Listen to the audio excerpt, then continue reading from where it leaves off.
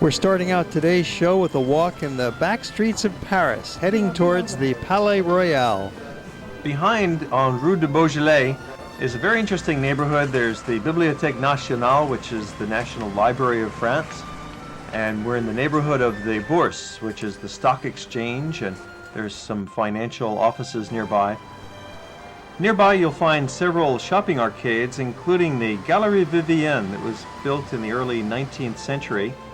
And adjacent to it is the Galerie Colbert.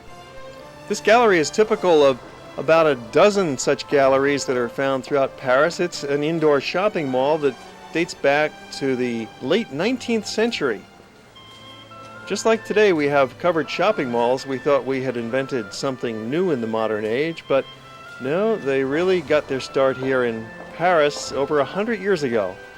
And it makes sense. It keeps the rain out, lets the light in.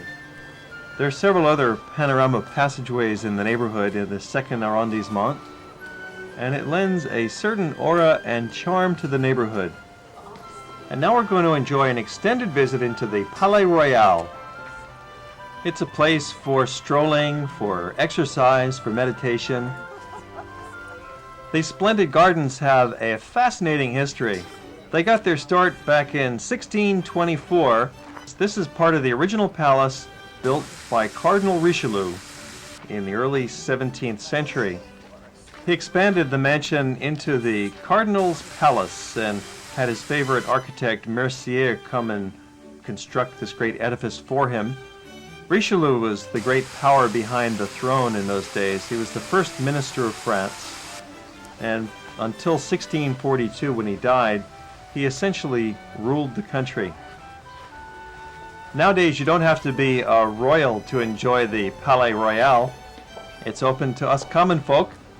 There's no admission charge to the Palais-Royal, and it's open all day long into the early evening. And even though it's free, it's never crowded in here because most tourists don't even know it exists. They only see it from the outside, so they miss out on these internal pleasures. There's quite a contrast between the old and the new in Paris. Check out some more of these sights of Paris.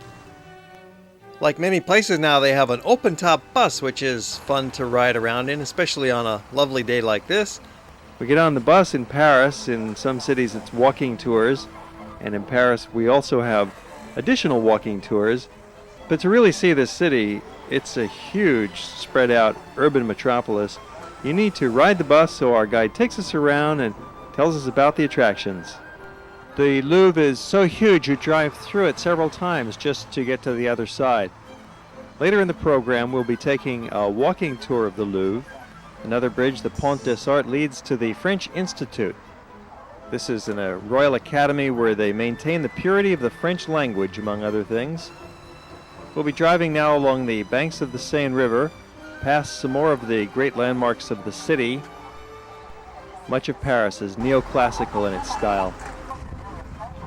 Of course, the Parisians have developed their own great style of architecture through their history. And just beyond the Eiffel Tower, you'll come to the Invalides. Also, the military school is here. It holds the tomb of Napoleon. And then on to the Pont Alexandre III. This was built for the 1900 exposition. We're coming up now on the Place de la Concorde as we cross back over the River Seine. As we cross back over the River Seine, we gain another view of the Grand Palais from the other side from which we'd seen it earlier. And pay a visit to Place de la Concorde, which is the largest open square in all of Europe.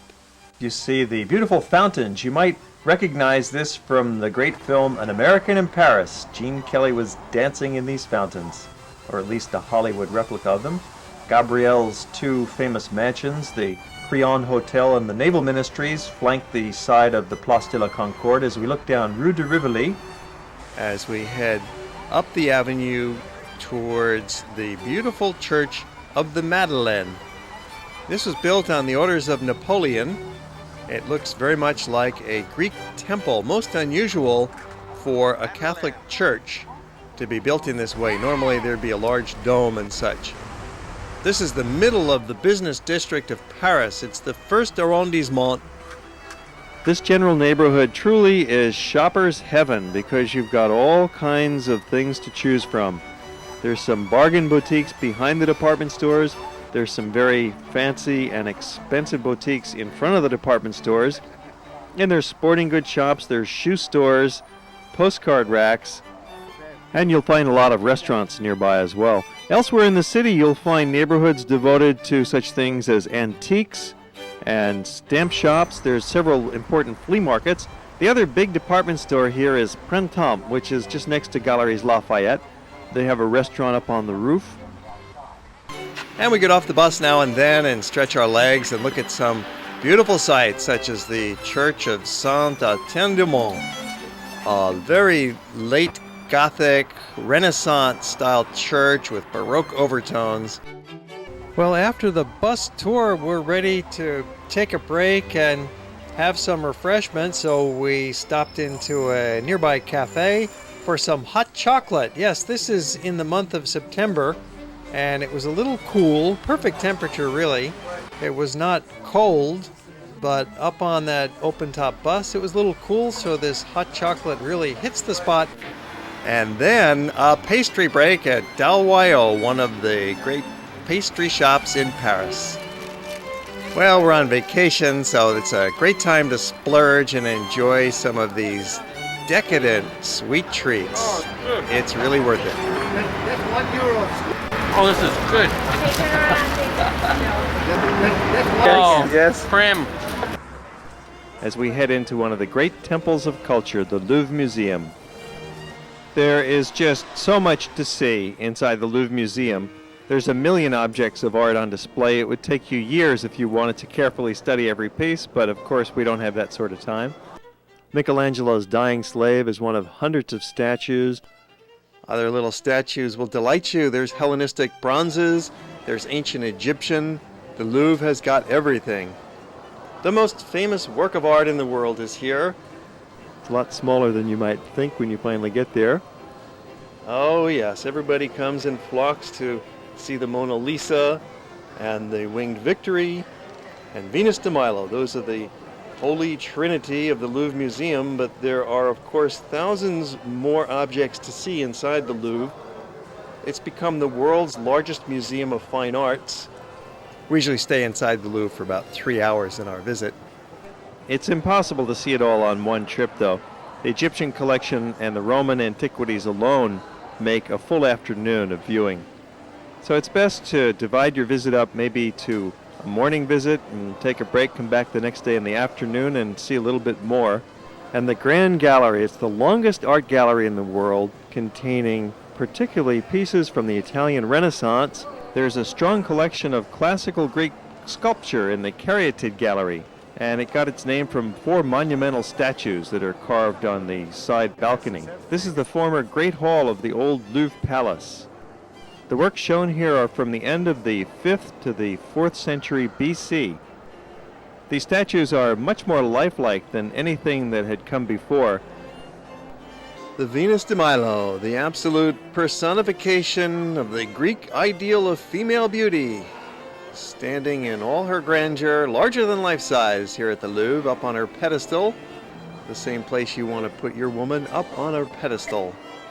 The Louvre has many kinds of objects on display. It's not just paintings and statues. There's the crown jewels, there's swords, there's furniture, there's decorative arts.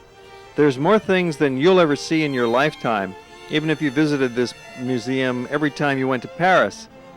Especially now that it's been expanded in size, it's nearly twice as large as it was a few years ago. And one of the true crowning glories is the apartments of Napoleon III. The Grand Salon was used for official state celebrations and receptions. Its original furniture is in the style of Louis XV. These apartments were built for Napoleon III, who was the Emperor of France, who completed the construction of the Louvre, and this was his home. For the last 100 years, this elaborate wing was used as offices by the French Ministry of Finance. It's been open to the public since 1993 in the Richelieu wing. The ceilings themselves are works of art in this incredible museum. It started life as a palace, and every square inch is decorated in one way or the other. It's by far the largest building in Paris and probably the largest building in France. And it's a great attraction. It's the most popular visitor attraction in all of Paris for good reason.